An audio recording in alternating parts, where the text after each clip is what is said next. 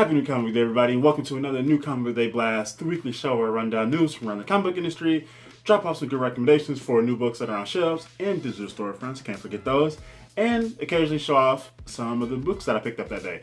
So, let's jump right in. So, for September 23rd, 2020, we're going to jump right into DC because we already know that Bendis was leaving Action Comics and Superman. I talked about this several months ago when it got announced, but we do have word that it is going to be in December. Only thing we don't know is who's taking over. So we have absolutely no idea. There are rumors going around that it is going to be Mark Waid, a writer who I've liked, who's done Captain America, I think some Daredevil, obviously, and Fantastic Four, a bunch of stuff over at DC as well. He's back at DC. We know that. So all of right now is just rumors, and people have seen tweets about people throwing out names of people who they like. So I want to throw it out to all the viewers out there. Who would you like to see take over the Superman titles, either together, Superman and Action Comics, or maybe separate creative teams for both of them? Let me know your thoughts below. I was reading, or have been reading, Action Comics. I did read the first issue of Superman. I didn't care for it. I really just picked it up for I wanted to check it out because I think I got it at one of the sales I went to last year, one of the mini sales, and picked up for $1. I got the David Mack variant. I was like, you know what, let me check it out. I didn't care for it because I didn't like the artist who was on it. But Action Comics, I was actually digging. Bendis, it had the Red Cloud and Lois Lane and everything with their father and all the Leviathan stuff. I thought that was cool. I think it did kind of speed through like Leviathan's impact on those intelligence community companies and programs. So I thought that kind of ran through those kind of fast. But overall, I have been digging it. Some cool covers in there as well, especially I think with Action Comics 10, it was either 1011, 12, or 13 had two cool covers. I just had to pick up both of those. A lot of cool stuff in there. Some people haven't been liking John Romita Jr.'s art, and I've always been a fan of his. I obviously much prefer his older work. His older X-Men stuff was fantastic. Spider-Man as well, when he eventually jumped on there for Amazing Spider-Man was Volume 2. But then he came back and was doing some of the Avengers stuff around the early 2010s. That one, it wasn't as hot in his Superman or his Action Comic stuff. Hasn't been as cool. I think it's still cool, but just not up to what he used to do. It's just, I don't know how to explain that. But I just want to share that out with everybody. And it is kind of weird because, all right, so we're nearing the end of September, about another week.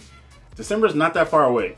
So you're gonna have a new creative team jump on the world's most famous superhero. At some point, shops are gonna have to start ordering stuff. Fans are gonna be looking around to see who's gonna be taking over to see if they want to either keep reading these titles or either one or both, or if they want to jump onto them.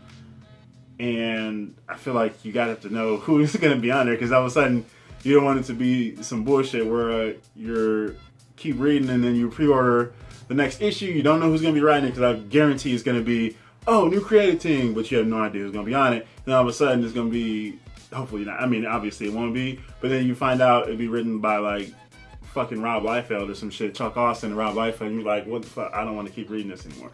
And then you're going to be on a hook for an issue or two, and it's just going to be a mess, and everybody's going to be unhappy. So hopefully they have to release that at some point. It is Superman, obviously, but again, as I always say, DC's going to DC, so who the hell knows what's going to happen. And then we're going to jump over to Marvel, because one of my favorite artists out there, one of my favorite characters, has just announced via Twitter that apparently, I guess he just signed a contract to extend his stay on Daredevil. That's right, Marco Checchetto is not leaving Double D anytime soon, staying with old Ironhead for a while, and this is just good news for everybody. It's good news for Marco because he gets to keep working and keeps practicing his craft. The fans and readers, Daredevil heads, all get this fantastic art. So it's a win-win for everybody. Marvel gets a fantastic artist to keep around. Marco keeps getting paid, and Daredevil keeps being drawn by one of the best artists in recent years. So congrats to Marco on your contract extension. I believe that's what it is. He said #contract, so I'm guessing that's just what that means. So yeah, good for him and good for everybody around. Good job, Marvel. Way to keep your top talent around. And now let's jump right into some recommendations, because there are tons of books out today. I grabbed a couple that I'll show you in my haul section, and then my pull list, everything that I had pre-ordered, and just some of the other stuff that I was interested in was quite lengthy. It was good. good day for a lot of cool comics out there, especially for people looking to jump on new series, because there were a lot of new #1s on. So a couple of those I have included in my recommendations. So we're going to start with Vault Comics because they're a constantly growing publisher, always producing good stuff. They have a lot of good press behind them and just good word of mouth on letter of titles and their company and the creators that they frequently use. So their new title out today is Autumnal. So this one is perfectly timed because as we head into October and the Halloween season, which everybody loves, gotta have a little scares, a couple scares in you. So it just centers around his family. They leave Chicago after some family incidents. They move out east and they come to what they believe is this nice little kind of cute town. Like it's just supposed to be like this perfect little sweet town, but everything's not as it seems. And so just kind of reading stuff, there's a lot of press around it on Twitter, and people see like early reviews and just talk about it from people that have read it, other pros, fans, media, and just whoever else. Apparently everybody's digging it. So shout out to them for just dropping another book that people seem to like. And I was kind of on the fence, like, I don't know if I want to read it, but you know what? I think I might actually check it out. Vault has a steady stream of titles coming out and has produced great work in recent years. So as I said, they're always growing and always producing good stuff. So shout out to them on dropping another book that people seem to like.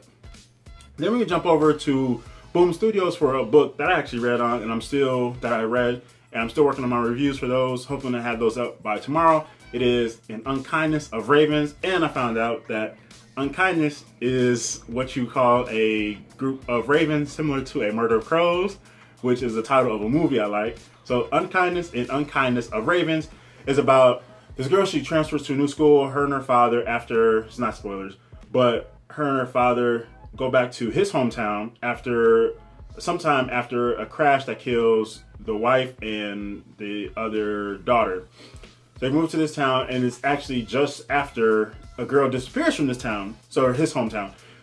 And there's this girl that disappears from this hometown, and what they find out is that this school kind of has this kind of, if anybody remembers the movie Bad Girls, not Bad Girls, Mean Girls, and just kind of that cliquey atmosphere that's prevalent in this book. And it's just about another thing similar to Autumnal. Not everything's as it seems, because hell, guess what? There's a lot of witches at this school. So we got some high school witches, which if you were ever in high school, you kind of can probably relate to. But it's just a lot more to it, and it kind of delves into the witch burnings, like those witch trials, whatever, and how they didn't get all the witches. So what happened to the ones that survived and their lineage and whatever happened with that. Again, it was a surprisingly good read. I actually enjoyed it a lot more. I kind of went into it with a bit of hesitance, and it was like, all right, it actually being a lot better. It actually ended up being a lot better than I thought. So, it's all right. So we're going to be checking that out. But I also want to shout out Christina Kalida. I'm sorry if I just actually butchered your name, Christina Kalida. But this book actually got on my radar because we're looking at the solicitations for my next pre-order. The second issue of this one was a part of that one, and it has a fantastic variant cover. I was like, what is this book? I hadn't seen it before. I just remember I was looking through Boom stuff, and as you know, I go through publishers, or go by publisher, like through the list, and I saw this book. I was like, whoa, that cover is stunning. Like, what is this book? So I was reading about it, okay, and then all of a sudden, here it is coming up. That was a couple weeks ago, but here it is coming up, and then the first issue drops. All right, let me check this out. So I was like, all right, this is kind of cool. So, An Unkindness of Ravens, if you're into witch stuff, maybe if you liked Sabrina the Teenage Witch, I saw a lot of people comparing that to that, and I think that's a apt comparison, even though I don't have much knowledge of, or like awareness of even a lot of stuff that would happen in any of the Sabrina the Teenage Witch stuff. But if you're into that, I imagine this is probably right up your alley. So that's An Unkindness of Ravens, #1, Boom Studios. And then over at Marvel, we got my man, K. Marco. Sometimes, is it Marco Kane? K. Marco. I think it's K. Marco. Juggernaut #1. That's right, #1. It is just a 5-issue miniseries, but he's back, and this book kind of delves into his exile from Krakoa. And I'm not sure where else this is going, but this is one of the books I was interested in because I like Juggernaut, because Juggernaut's fantastic. But I just didn't do a pre-order, so I'm like, all right, you know what? I'll just pick it up on release day, so I still have to do that. And there are a few covers for this one. There's a Scotty Young variant. And I was like, oh, the shop I went to, they didn't have this. I'm like, oh, I didn't order Juggernaut. I was planning to pick this one up. I already had it in my head. And so I'm like eyeing either the A or the B covers. The Scotty Young one was cool too. And I think there is a blank sketch cover. I think it's red. It has to be red because it's Juggernaut. But there's Juggernaut number 1 of 5. Let me know if you picked that up, what you think of that. And last up, we have Bliss number 3 from Image Comics, because every time Bliss is out, I always talk about this one. This is one of the indies that I'm high up on, number 3 of 8. So this one, obviously, I talked about, and yeah, it's just a good book. Like, just if you're talking about just indie stuff and just being wildly creative and imaginative, Bliss has to be right up there. Definitely a strong recommendation for me. As I said, this is one I always talk about. If it's out, whenever it's out, it'll probably be in my list of recommendations. So that's my recommendations for this week. Again, tons of stuff out there. There are several other new number 1s out there I just didn't get to touch on. Exosaurus Creation is out. The Immortal She-Hulk number 1 is out. So Jen gets some Immortal action going.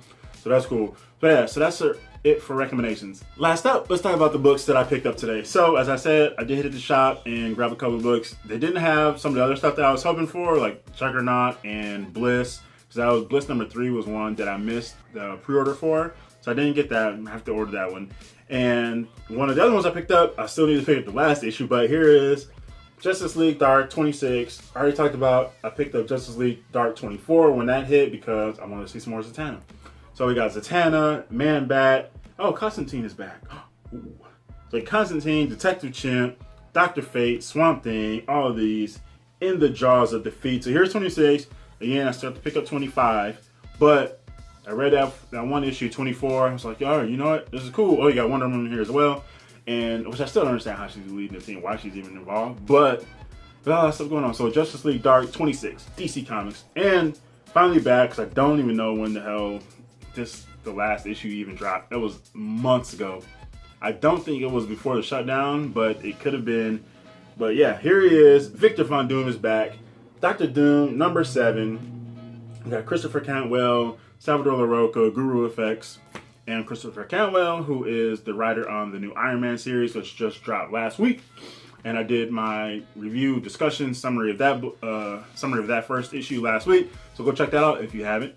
And spoilers, absolutely, just spoilers abound for that book. So just go in knowing that.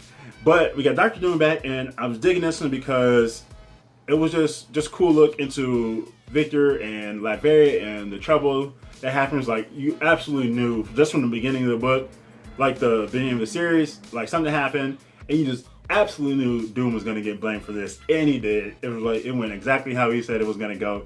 But I'm absolutely digging this, so I was happy to see it come back. So yeah, Dr. Doom number 7. So yeah, that is that for the new Comic Book Day Blast for September 23rd, 2020. A lot of cool stuff. Let me know in the comments below who you would like to take over for Action Comics and Superman, whichever title you were reading, or both of them perhaps. Whoever you got, drop your names in the comments below. Again, if Mark Waid does take over Action Comics, either one, I'd be tempted to look into it. That'd be absolutely cool. So we got Action Comics and then Marco Cicchetto. Shout out to him for the contract extension, I guess it is, for staying on Daredevil. So shout out to him and Marvel, keeping top talent around. And a bunch of cool recommendations. So as always, let me know whatever you picked up this week. If you haven't picked up your books, or order them, Comixology, whatever digital service you use. Let me know which ones you're looking forward to. If you read some, drop your thoughts in the comments below. Spoiler free, of course. Can't spoil anybody yet. And yeah, that's that. It's comics. Enjoy yourselves. Happy reading, happy hunting, happy collecting. This is GENOTHADRAGON. Thanks for watching, and peace out.